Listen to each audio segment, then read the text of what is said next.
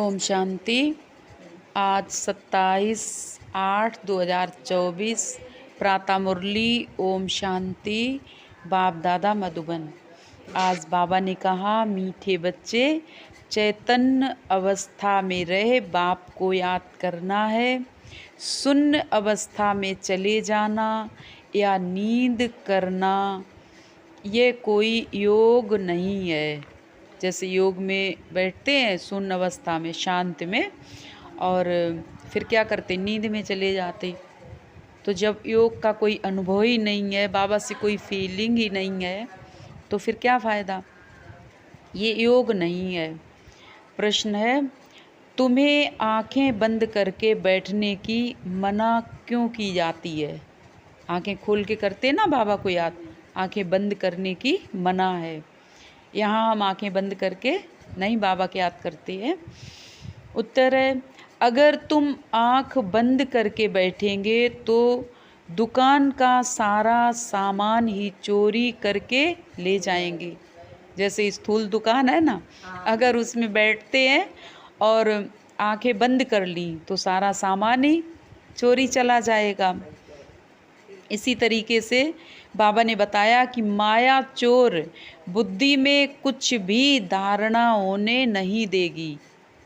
अगर आंखें बंद करके बैठेंगे माया आ जाएगी और आपके अंदर से ज्ञान की जो बातें हैं वो अंदर में आएंगी नहीं, मनन चिंतन नहीं होगा। माया चोर बुद्धि में क्या होगा, बुद्धि में कोई बात ही नहीं आने देगी। आँख बंद करके बैठेंगे योग में तो नींद आ जाएगी, नींद आएगी, आलस आएगा, पता ही नहीं चलेगा।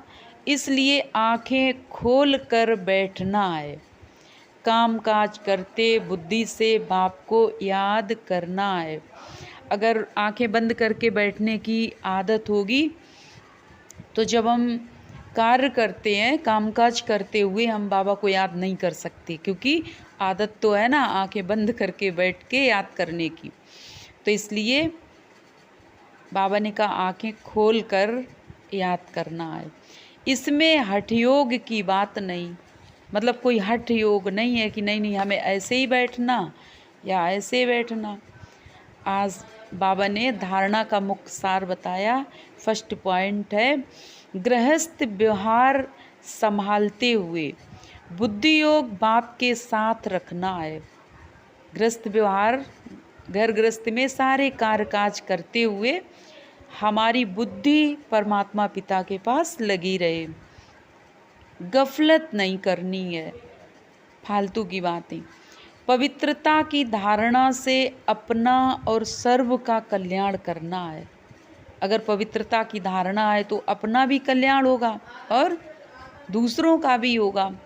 सेकेंड पॉइंट है, याद की यात्रा और पढ़ाई में ही कमाई है। जब हम प्यार से बाबा को याद करते हैं और मुरली को गहराई से मनन चिंतन करते हैं, तभी हर पॉइंट बुद्धि में बैठता है और इतना अच्छा लगता है कि हम उसे स्वरूप में लाएं। ये हमारे अंदर इंटरेस्ट जागृत होता है। ध्यान दीदार तो घूमना है, इसलिए उससे कोई फ़ायदा नहीं। जितना हो सके सुजाग हो, बाप को याद कर अपने विकर्म विनाश करो, जितना हो सके। वरदान है आज का, श्रेष्ठ स्मृति द्वारा श्रेष्ठ स्थिति और श्रेष्ठ वायुमंडल बनाने वाले सर्व के सहयोगी भव। तो बताया बाबा ने, योग का अर्थ है श्रेष्ठ स्मृति में रहना। मैं श्रेष्ठ आत्मा, श्रेष्ठ बाप की संतान हूँ। जब ऐसी स्मृति रहती है बुद्धि में, जब ये स्मृति पक्की हो कि मैं श्रेष्ठ आत्मा, श्रेष्ठ बाप की संतान हूँ, तो स्थिति श्रेष्ठ हो जाती है। कितना ऊंचा बाप है मेरा, तो हमें कितना ऊंचा बनना चाहिए, तो स्थिति पोजीशन हमारी श्रेष्ठ बनने लगती है। श्रेष्ठ स्थिति से श्रेष्ठ वायुमंडल स्वतः बनता है। जो अनेक आत्माओं को अपनी ओर आकर्षित करता है। जहाँ भी आप आत्माएं योग में रहकर कर्म करती हो, वहाँ का वातावरण, वायुमंडल औरों को भी सहयोग देता है। जब हम बाबा की याद में कोई कार्य करते हैं तो वहाँ का वातावरण दूसरों को भी सहयोग देता है, मन परमात्मा के पास खिंचता है। ऐसी सहयोगी आत्माएं बाप को और विश्व को प्रिय हो जाती हैं। स्लोगन है, अचल स्थिति के आसन पर बैठने से ही राज्य का सिंहासन मिलेगा।